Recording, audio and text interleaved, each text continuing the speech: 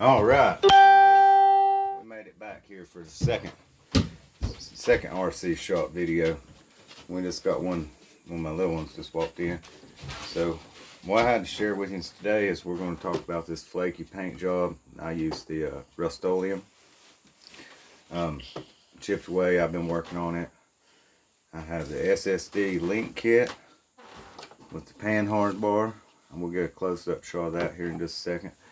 And a big shout out to Crash King RC, getting right out. I wanted to get it right out. Yeah, there's not much in the directions of the Omega for the winch, for the servo winch, so we're going to explain that in this episode too. And rock sliders, the GRCracing. Got them Alot Express, and we're going to get this switched around. I'll get right back. Hey, Dad.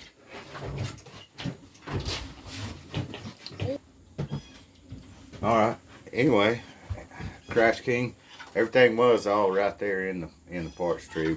Not much directions on it. I did get it.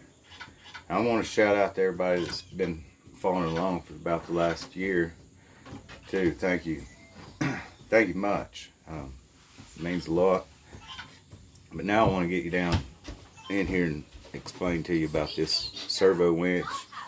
We'll check out these rock sliders, how they're going to help me out. So, all right, right here, them two, and then it don't talk about the mount they give you in the kit. They just show you the extra. I thought it was the extra servo mount adjustments. They move back and forth right here, so you can adjust different size servo.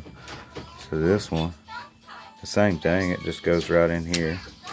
Oh, dig it out here.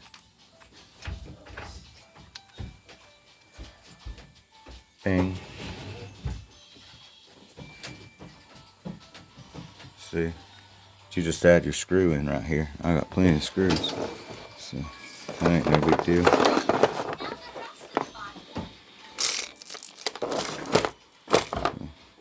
The Bauhaus battery tray, TRX4 Sport, that's going to be coming up next. We look at these rock sliders. This is a GRCracing.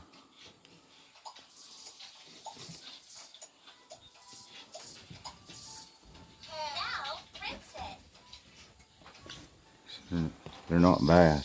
I thought this was going to be a little more flimsier than what they are, but they're about. You can see that.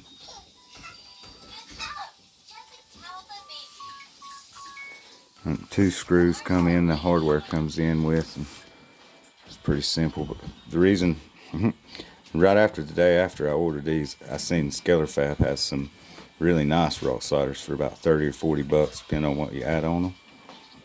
It's just so happened I've looked at all their stuff for this and the SCX10 and the Enduro, and I never had seen the rock sliders until the day after I ordered these, so I won't be surprised if I don't change them later, but I like the way these are.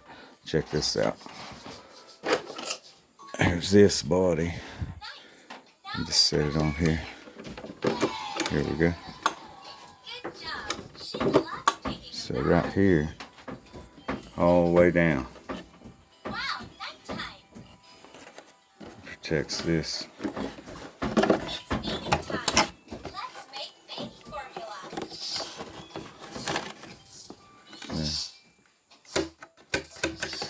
Anyway, I'm going to give you just a little bit of a close-up of the interior while I got your attention.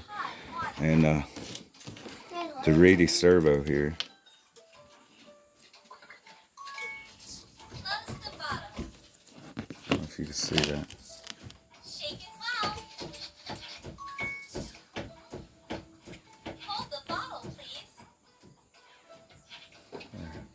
That's the stock Enduro servo. I ran it in my basher over here. And it didn't last very long. So that's going to be my next servo winch for the Omega. It's just stopped going one direction. I'm sure the motor's good, the board's bad. Just one of them deals. We'll get into that probably a little bit later next weekend. I'm going to get my head. I found some flesh at Hobby Lobby, so I'm going to get the head finished, try to get it painted and all done up.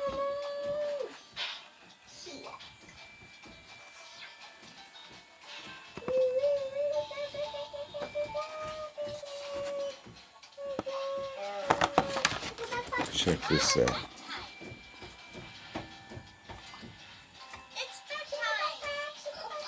Anyway, we're going to get to that. And I want to show you how I'm fixing this flakiness right now. I'm going to get that set up. I've already did some pieces that are cleared out. See in there? So I want to show Crash King what I've been up to about that. Let me get set up. Alright, now I had to find a place where I could get y'all an angle where you could see these little chips in here. See right here. So I've been using this tool right here. All I do is I go to the inside with my finger. I kind of hold my finger where all these little chips on them. And I use my tool. I come to the inside. So I mark my spot right here. See?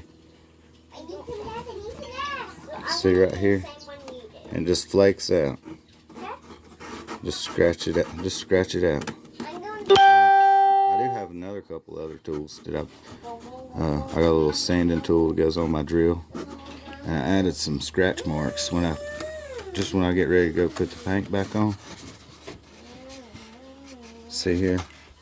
I added those in there. I just scratched that up a little bit. I really roughed it up. Roughed it up pretty good. I went all around. See here? Got all the spots. So all I'm going to do right now, I'm going to finish this up. I'm going to go over these spots on the inside. See, you can't see right here. And then I run it, looking for any kind of other loose flaky spots or anything that I might run across. It's like I didn't use Lexan paint. So what I'm going to do, right after I get done with this, I may even go in as much as and wet sand just a little bit on these places that I've already scuffed out.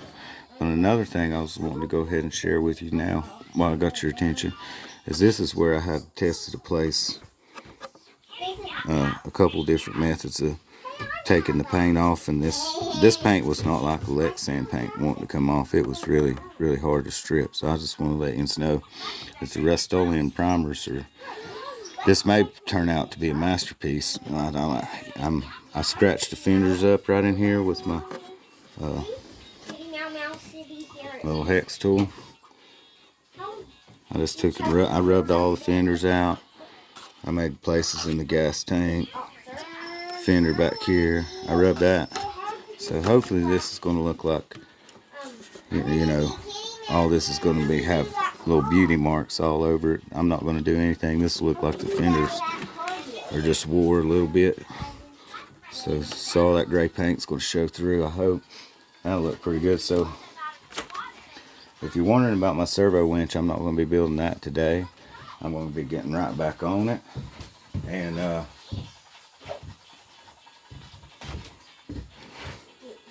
we're going to get the TRX4 Sport out. We're going to go over the Bauhaus battery tray. Alright, that didn't take a second. We got the Trax TRX4 Sport. So, a quick look at the interior. Realstickies.com, realisticstickers.com. Hold on, I'll get it focused.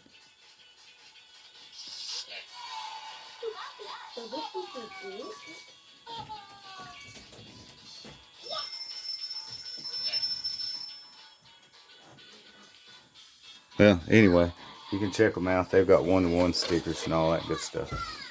And they got a lot of tent scale stickers too. But anyway, the Bauhaus battery tray. Simple, easy. I'm not really sure. It said combo for the brace. I didn't think I needed to use it. I didn't see any reason to take it out. Everything fit just fine for me. You didn't need it for either one of your mounts. You just lift the old battery tray. There's a lot of videos, but just twist, come out. The old one, it's a little more difficult, but not much. It's pretty simple. The main thing I wanted to share with you, this ain't no problem. This ain't no big deal for me. I don't mind it one bit because I don't have any clearance issues. I had run across one video where the guy mentioned that the back of the battery tray hit the bottom of the links back here. Let me move this.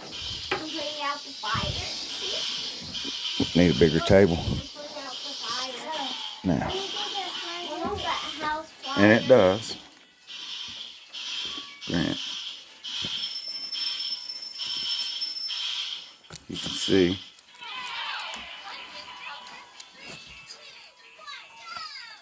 Right there. But you have no clearance on side to side. Zero whatsoever. That's fully articulated. And I'm gonna keep it this way. I like it. I like running my shorty packets inside. You're probably wondering what it looks like in there too. So we'll run in there in the house and get it. Magic. Anyway, these are my batteries. I'm running the 3S 2200 milliamp. This is a 75C. It looks like it's 100C discharge. You can see it don't fill up the tray. I added a piece of Velcro just to keep a little extra slippage, falls, and you know. But I was thinking just now, I've been running this forward mounted battery tray for quite a while now, and I did notice quite a bit of difference in the way she handled. So if a person was had this set up, say you wanted a really long run time, and you run both these 2200s in series, so that's even a thought right now. And I was just thinking I needed to maybe I wanted to order some brass, maybe just since I put everything back here in the Bauhaus battery tray. But I could probably just run dual batteries. Put a little weight up here. Tell me what you think. If you made it all the way to the end. We got a battery charger coming. Want to be a shout out. Thank you, Mod Squad RC, for that. It's ordered dual battery charger. I've been looked all over the market for all summer. I've checked them all out, and I don't know why this just seemed like the right one for me. So if you made it to the end, hit that like, subscribe, comment down below, and we'll probably be back in here more often than not. So don't miss a thing.